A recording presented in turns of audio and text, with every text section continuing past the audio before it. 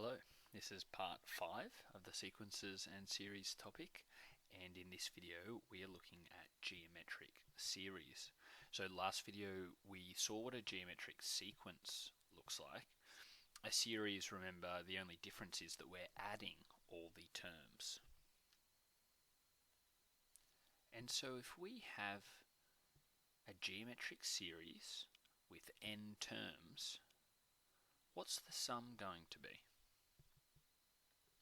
So let's start by writing out the sum, and we'll say that the sum of n terms is given by a is our first term, our second term is a times r, and our third term is ar squared, and so on, all the way up until our nth term, which we've seen is a times r to the power of n minus 1. Now we're going to be a little bit tricky in developing our formula for the sum of a geometric series. So the first thing we're going to do is multiply both sides by r. And when we do that, we see that the r multiplied by the sum, or the series on the right hand side, we can expand and distribute this r out to each of the terms. So our first term now becomes AR, our second term becomes AR squared, our third term becomes AR cubed, and we keep going, multiplying by R all the way up until this last term, which now becomes AR to the N. Now here's the cool part. If we were to look at our first line and compare that with the line we just wrote, notice that there are a lot of terms that are common. So for example, there's an AR here and an AR here. There's an AR squared here and an AR squared here, and so on, all the way up until an AR to the power of n minus 1. And we could adjust this here. What would the term before this last term be? It would just be AR to the n minus 1, so it matches up as well. So that means we can take these two equations, equation 1 and equation 2, and we can use the elimination method to eliminate all these terms, leaving us just with the AR to the power of n and the A. So if we do equation 2 minus equation 1, on the left hand side we've got r times Sn minus Sn, and we have our equals, and on the right hand side we have this sum minus this sum, but remember all of these terms where I've used the green, they cancel out, and so we simply are left with AR to the n minus A. Now ultimately we're after Sn, so let's factorize that out here on the left hand side. We've got r minus 1 in the brackets, and notice that on the right hand side we can factorize out the A,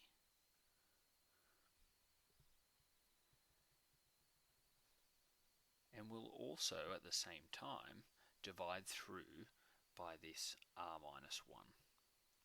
So factorizing out the A, we get this, and dividing through by the r minus 1, we get this. And that is our formula for Sn. Now, before we move on to some examples, sometimes we have an r, or a common ratio, that is less than 1. It's a fractional value. So it can be common to take this expression for Sn and just rearrange it slightly to make it a little bit nicer for when we are dealing with common ratios less than 1. So if we multiply the top by minus 1, that has the effect of switching what we see in the brackets. Right, so multiplying the numerator by -1, and we'll also multiply the denominator by -1. So -1, nothing's really changed, it just looks a little bit different. But when we put it in this way, it's nicer to use when r is less than 1. And remember, it can be a negative value. So we can write it like this. We can say, okay, if we're dealing with r values that are between -1 and 1, okay, or the absolute value of the common ratio is less than 1. So for example, a half, or maybe it's -1/5. If that's your common ratio, then it can be nicer to use this way of expressing the sum.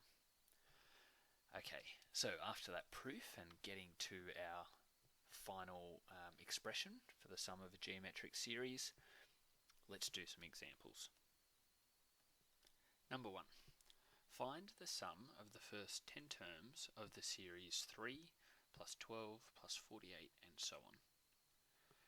So let's start with what we know. The first term, a, is 3. The common ratio is 4. Right, we're multiplying by 4. And for this specific example, we want 10 terms, so n is equal to 10. So since we know a, r, and n, we can go ahead and use our formula. And then we'll substitute in the 3 different values. So let's go with a equals 3. Then we have 4 to the power of 10, so pretty big number, right? Minus 1, and then that's all over r minus 1, so 4 minus 1. So we can actually see in this case that we get 4 minus 1, which is 3 on the bottom, and that will cancel with that 3.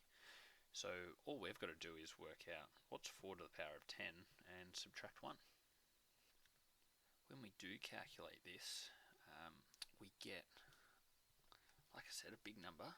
It's 1,048,575. So originally when we looked at the series, just multiplying by 4 wouldn't be that hard to do 4 lots of 48 and so on, and just do that for 10 terms and add them all together. But even still, such a simple and relatively small geometric series, the sum is huge. Okay, let's go on to example 2. Evaluate 60 plus 20 plus 6 2/3 and so on, all the way until we get to 20 over 81.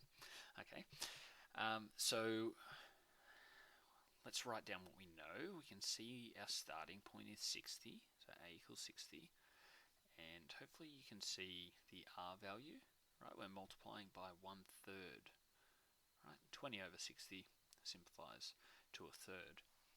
But we don't know straight away what the n value is. However, we know what the nth term is, right? This nth term is 20 over 81. So using the term formula, the nth term formula, we can say that, okay, a 60 times r 1/3 to the power of n minus 1, that's equal to this nth term, 20 over 81. And now we just need to solve for n. So let's divide both sides by 60. We get 1/3 to the power of n minus 1. When we divide 20 on 81 by 60, we get the simplified fraction of 1 on 243. And now looking at this left-hand side, it's a fraction raised to a power. So that means we can raise the numerator to the power, and 1 to the power of anything is just 1. And we'll raise the denominator to that power. And what's nice about this is that if we reciprocate both sides, as we flip both sides of the equation, we can see quite clearly that 3 to the power of n minus 1 has to be equal to 243. Now n has to be a natural number, right? Just a counting number. So we can see 3 to the power of some natural number, a whole number, is going to give us 243. So if I was you, I would just do a quick little trial and error, play around on your calculator, and what you find out is that 243 is actually 3 to the power of 5. Okay, 3 to the power of 5. And so now we can see that this n minus 1, that has to be equal to 5. And so therefore, n is equal to 6. So now that we know the values of a, r, and n, we can calculate the sum. But since r is less than 1 in this case, remember r is 1/3, it might actually be better to use the other formula. I mean, not that it's a completely different formula, it's not, of course, it's just rearranged differently. So let's go ahead and substitute in what we know. So our a value is 60. Then we have 1 minus 1/3 to the power of 6. Right? N equals 6 is what we just worked out. And on the bottom of our fraction, we have 1 minus 1/3. And when we muck around with all of this and plug it into the calculator and so on and so forth, we find out that our total sum simplifies to be 89 and 71 out of 81. That's the total value of our sum. Okay, one more example to go. The sum of n terms of 1 plus 4 plus 16 and so on is 21,845. We need to find the value of n. So we can see that our first term is 1 and our common ratio is 4. Now, n is what we don't know. However, we do know the sum of the n terms, 21,845. So let's use our sum formula, and we'll go back to using this one because r is greater than 1, and let's substitute in what we know. This can go on the left, and on the right hand side we have 1 out the front, 4 to the power of n minus 1, and on the bottom 4 minus 1. And this right hand side simplifies to be 4 to the power of n minus 1 over 3. Give ourselves a bit more room. Now, in the same turn, might multiply both sides by 3, but also just switch things around. So we've got 4 to the power of n minus 1, and when we multiply this 21,845 by 3, we get 65,536. Then of course we can add the 1 to both sides, and now we just need to get n by itself. Remember, n, when it's in the power, it means that we're going to take the log of both sides. And so if we take log base 4 of both sides, we are left with just n. However, log base 4 is not that great to deal with, so let's do a change of base. Now, whether you want to use base 10 or base e, it's completely up to you. Either way, you'll get the same answer.